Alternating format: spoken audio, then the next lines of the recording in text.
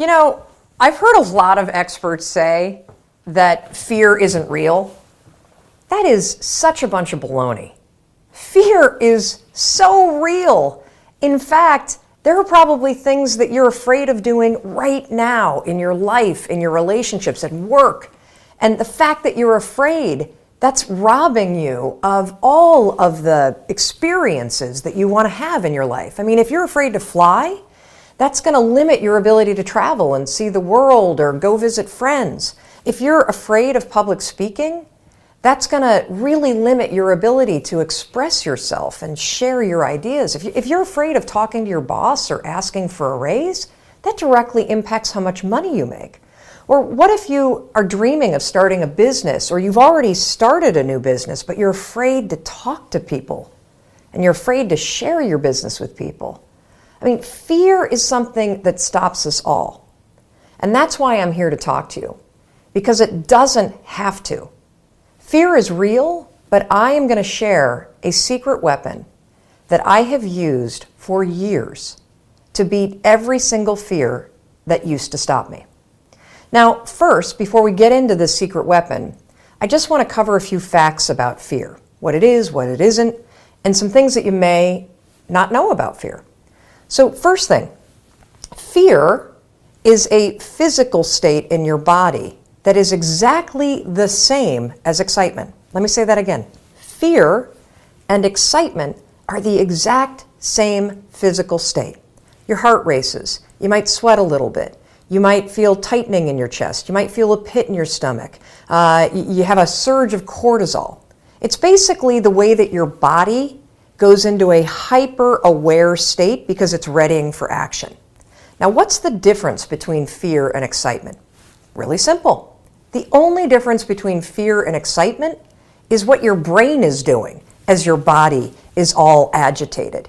If you're excited, your brain's going, oh, wow, this is going to be so cool to ride this roller coaster. If you're afraid, your brain's going, no way, there's no way I'm doing that. This is dangerous. Get out of there. Don't do that. It's saying something different. So what's critical about understanding this is that we're going to use the fact that your mind is either working for you for excitement or against you with fear to your advantage. And I'll tell you about it in just a minute, how you're going to do that. Second thing I want you to understand is that you may have heard the advice, feel the fear and do it anyway. You may have heard the advice, oh, just try to calm down. Think positive thoughts. It doesn't work, does it? And there's a reason why it doesn't work. So let's go back to fact number one. When you're afraid, your body's in a state of arousal and agitation, and your heart is racing, and you're all like amped up, and you're hyper aware of what's going on, and you're freaking out a little bit. What is it like when you're calm? You just kind of chill, right? You got like this low arousal state. Very, very difficult to go from a state of agitation and being all jacked up and excited and weirded out and to a kind of state. It doesn't work. It's like trying to stop a train by throwing a boulder on the tracks. It's going to make the train jump off the tracks. It's going to cause a disaster. In fact, they've proven in research that when you try to ignore your fears, it actually makes them worse. And they've also proven in research that positive thinking alone also can make your fears worse. So, what do you do? What do you do when you're about to go talk to your boss and you feel afraid? What do you do when you have to get on a plane and you're actually terrified of flying? What do you do if you got to give a presentation and you are afraid of public speaking? Here's what you're going to do. You're going to use a strategy, the same one that I use, that has helped me beat every single fear and turned me into somebody that is terrific when it comes to a high-stress situation. This is how you do it. You're going to use my 5-second rule in combination with what I call an anchor thought, and that is going to reframe what your mind is doing so that your mind goes from feeling agitation and making you afraid to reframing it from agitation to excitement. It works like magic. Now, I have used this technique for years, literally for years. And one of the ways that I want to introduce you to it is I want to take you backstage. I want to take you backstage to a speech that I delivered this year. And what you're going to see is you're going to see me behind, the major set. I'm about to walk out. You can kind of hear the crowd roaring. My introductory video is playing. My body is in a state of arousal. I am literally, my heart is racing, my arms are sweating. It's like you're going to see this. I'm going to tell you about it. And you're going to watch me use this same technique I'm going to teach you to reframe my nerves into excitement. Check this out. All right, I'm about to go on stage. There are 7,000 people out there, and it's so exciting because what they don't know is they're about to learn the 5-second rule, and their lives will never be the same again. Now, I got to tell you, my heart is racing. My armpits are sweating. I have the exact same physiological feeling as when I'm afraid, but I'm not afraid. I'm excited. Excitement and fear is the exact same thing in your body. It's just what your brain calls it. Here's a trick that's proven by science that I use every time I speak. When I start to sweat, when I start to have butterflies, when I start to have my heart race, I say, I'm excited. I'm excited to get out there. I'm excited to talk to these people. I'm excited to share the 5-second rule. And what that does is it sends a message to my brain that tells my brain why my body's all agitated and excited. And that way, I don't feel afraid. Remember, excitement and fear, exact same thing in your body. The only difference is what your brain calls it. Go get them. Now, I want to give you one more example, just to make sure that you really get how you can use this. So a lot of you have written to me about your fear of flying, and I can really relate to that fear because I used to have the exact same fear. But I use this same strategy to conquer it. Here's how you're going to do it. So first things first, if you've got to do something that really makes you nervous or that you're afraid to do, before you're about to do it, come up with an anchor thought. What's an anchor thought?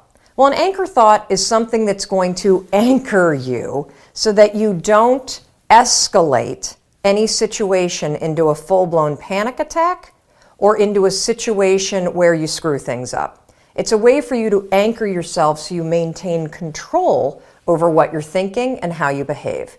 So here's an example with flying. It's important when you're creating an anchor thought to pick something that is in the proper context of what you're afraid to do. So for flying, pick an anchor thought that has to do with the trip that you're taking. So if I'm boarding a plane to fly back home to Michigan, an anchor thought might be a picture in my mind of my mom and I walking on the shores of Lake Michigan where I grew up. That's a thought that makes me happy, it makes me excited, and it's also related to the trip that I'm taking. If you have a conversation that you need to have with your boss, pick an anchor thought about how you feel after having that conversation. Maybe it's you picking up the phone and calling somebody that you love and saying, oh my gosh, it went so well. Or, you walking out of the meeting and feeling like, yeah, I survived that conversation. I feel pretty good about myself. So now that you have your anchor thought, you're ready to beat the fear. How you're going to do it is this. So let's go back to the example of the plane. I'm on the plane, I'm flying to Michigan. We hit turbulence. My body's going to start getting agitated, right? I'm starting to get nervous. My heart starts to race. One of two things can happen. I can't control how my body might feel, but I can always control what I'm thinking about, and I can always control how I act. And so can you. So when I'm on a plane and the turbulence hits, 5, 4, 3, 2, 1, that's step one. And it's essential. And the reason why using the 5-second rule, 5, 4, 3, 2, 1, is essential is because that is how you switch the gears in your mind, you awaken your prefrontal cortex, and you trigger your brain that you're now in control of your thoughts. You've interrupted the fear. You've settled your thoughts, and now your brain is ready for that anchor thought. So then what I do after I go 5, 4, 3, 2, 1 is I insert the anchor thought that I've already come up with before the flight. I start thinking about walking on the beach and being with my mom and my dad. And I start telling myself, I'm so excited to walk on the shores of Lake Michigan. I'm so excited to see my parents. Now, something remarkable is going to happen in your brain. Because you've interrupted the fear, and because you've used the 5-second rule to assert control and awaken your prefrontal cortex, and because you have an image that contextually makes sense to your brain because you're flying to Michigan, you know what your brain does? Your brain goes, huh, Mel Mel's excited to go to Michigan because my body is in a state. Remember the first fact? Fear and excitement, exact same thing. What's the difference between fear and excitement? What your brain is saying. Using the 5-second rule and an anchor thought, you can actually switch the gears in your mind and reframe the thoughts of fear into thoughts of excitement. And because you have a vision that makes sense based on what you're doing, your brain buys it. You just tricked your brain. Now, Dana used this technique. She says she's never been so calm when she's been flying. And Sarah used it too.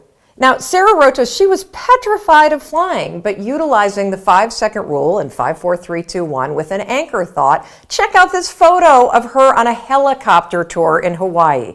Not only was the tour amazing, but here's what's really amazing. If fear stops you, this will change your life. And for those of you that are afraid of public speaking, check out this photo of Carol. She also had a fear of public speaking.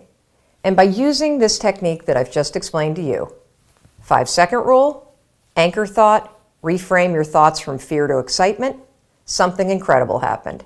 She was able to beat her fear and give a speech to her nursing colleagues. And that was something that was a life goal and also something she checked off her bucket list. Fear is real. You can't control the feelings that are going to rise up in your body when you're on a plane or when you're talking to your boss or when you see somebody that's attractive and you really want to go over and talk to that person.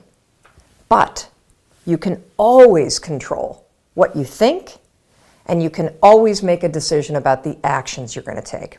So the next time you feel afraid, 5, 4, 3, 2, 1, go to that anchor thought, tell yourself you're excited, and that, my friend, is the power of how you beat fear in 5 seconds flat. And don't forget, I'm here to help you however I can. Make sure you celebrate your successes on social media using the hashtag 5-second rule. Tag me, and if you ever have a question or you need advice, you can always reach us at hello@melrobbins.com.